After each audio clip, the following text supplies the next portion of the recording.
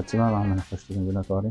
Asror, yangi sug'urta mahsulotlari bo'yicha taklifi nima bo'ldi? Turg'on aka, bosh direktor birinchi o'rinbosari har doim yangi g'oyalar izlab yuradi. Tayyor, xonangizga olib kiraman.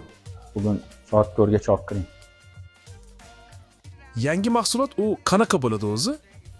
Yangi sug'urta mahsuloti bu odamlarni aktual ehtiyojlaridan kelib chiqqan holda o'sha mol-mulkiga yoki salomatligiga yetkazilgan zararlardan himoyalash uchun qo'llaniladigan sug'urta turlari hisoblanadi.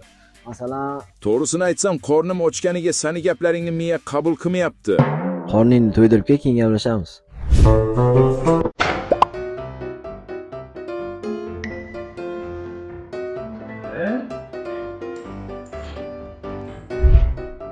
Asror, menga zo'r ideya keldi.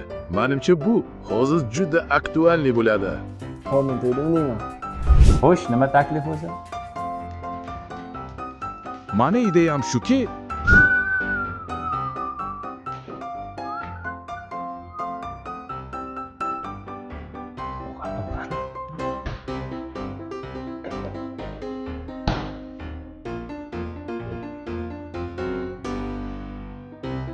Opa, ovqatim ko'rmadingizmi? Aje, xalzingda ovqatim ko'rmadim. Mushu ovqatda.